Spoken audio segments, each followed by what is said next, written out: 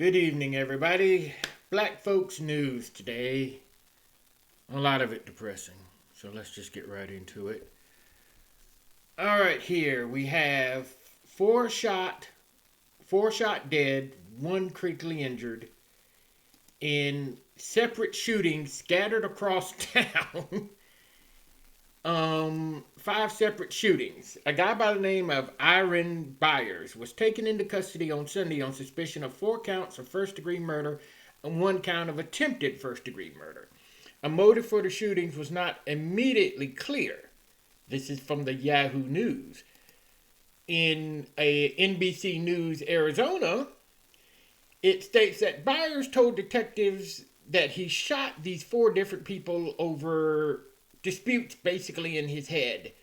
One old man he shot was because the guy was talking about smoking blues or fentanyl.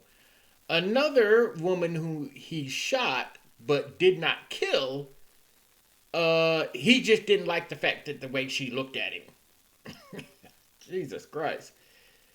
The other 3 that were shot for different reasons, but it's just a mixture of different crazy things that this guy did. Now, you may be surprised you hadn't heard of this, but because Mr. Byers was, of course, a black man. Oh no, we can't mention that a black man went on a shooting spree. Oy vey, that would... The narrative? Oh, the poor narrative. That only white people wander around randomly shooting folks. Oh, well, it looks like we got black folks randomly shooting folks too. Okay. Sad. Let's hope he's put under the jail and then executed. Next, BLM has gone broke. Now, I know some of you have already heard this story. I have a slightly different take on this. They aren't broke yet. Generally, when you declare that someone is broke or financially strapped or out of money, they are broke as of right now. From what I've been hearing and reading up on, it appears that Black Lives Matter may have 1 or 2 years left of finances in them. Now, this is an organization that was supposedly formed back in 2017 to deal with all the poor black folks getting randomly shot by white police officers for no good reason, and police brutality. Of course, we know that's all bullshit. Now, I can remember back in 2018, 2019, 2020, when all the rioting started up, you had McDonald's. You had just about every major corporation that had billions of dollars to just toss away, offering tens to hundreds of millions of dollars to this company, saying, over the next 3 years, we'll give you this much money and stuff like that. Now, I'm smart enough to know that BLM was never going to see all that money. I just knew that wasn't going to happen. That's just like Congress saying we're going to cut spending for the next 10 years and we'll cut spending by $10 billion. How are you going to cut spending by $10 billion? By just not increasing the budget of spending. You're not actually going to cut the spending. You're just going to stop spending more. So if you're spending $10 billion a year on this agency, instead of increasing it to $12 billion next year, you just keep it at $10 billion for the next 10 years. Or until the next Congress comes in, and then you just vote to increase funding anyway. So, same thing here with this. You make all these lies and promises to BLM, then you don't have to really follow through. Now, also part of it is, I think the major corporations and a lot of people knew this was going to end up being a grift. Just like it is, it's a grift. You had 3 people, 2 lesbians and 1 black male running these things behind the scenes. They've supposedly given millions of dollars to family members, associates, and other folks who supposedly needed it. But the families of supposed victims of police brutality have barely seen a dime of any of this money. Supposedly it was around $90 million, almost $100 million that they got. Well, let me tell you, I'm willing to suspect that it was at least $300 million they got, and they just flung the money around all over the place. They quickly learned how to hide how much they were given, who it was given to, and everything else. And I'm willing to bet you the remaining people involved with this organization, I think one of them is named Joyce Colors. Ain't that a name? I'm willing to bet you that once this all dies down enough, she's just going to disappear and she'll be living in some nice mansion somewhere with millions of dollars in the bank and nobody will know who she is. Don't be surprised if she changes her name and you find her 5 years, 10 years down the line. People are like, well, gosh, well, how are you living out here so well? Well, it's the blessings of George Floyd's spirit. Old Fentanyl Floyd himself. Yeah, whatever. I needed that. I had to wash down my contempt. My contempt and disgust. And finally, Mizzy. Yes, Mizzy, the British prankster who just happens to be black.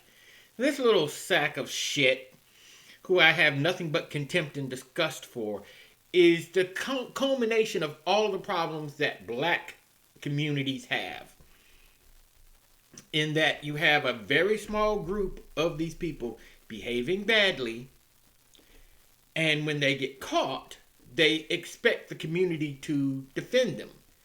Well, at least over in Britain, the black community there is going, no, he doesn't speak for us.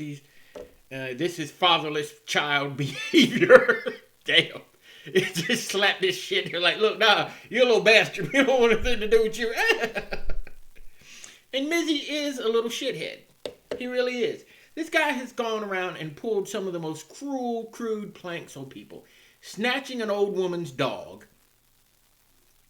Barging into somebody's house with his friends, claiming that, oh, we're here for a study group. This is the house where the study group is, right? Walking up to a group of young women and threatening to knife them.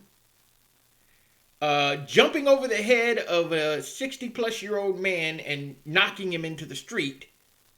And supposedly various other unsundry things, all in the name of, it's just a prank, bro. It's just a prank. Well, he finally got arrested for it, got some probation, a $300 fine, and supposedly he can't post videos on TikTok or some other place anymore. Whoop-dee-doo-doo. And if you've seen the video of him on Piers Morgan, this guy's just a little sociopath. He's a snarky mouth little sociopath. He doesn't think he did anything really wrong. Oh, the British legal system is broken. He's taking full advantage of his race card. He knows in his heart that what he has done is wrong by social standards, but he knows he's really going to get away with it because white folks over in Britain are scared to actually prosecute somebody for being an asshole. A dangerous asshole. This kid's going to have to either beat somebody up or nearly kill somebody before they take him seriously. And I can't really call him a kid. He's about 20 years old. He's no child. He's just stupid. Stupid young man. Now, if the ostracization of his own community does not stop him, then the police need to intervene and just beat the ever-loving crap out of him. I saw on Twitter the other day, some guy called Keem, K-E-E-M, is claiming that Mizzy has reached out to him to ask him, Keem, how can I be a better person?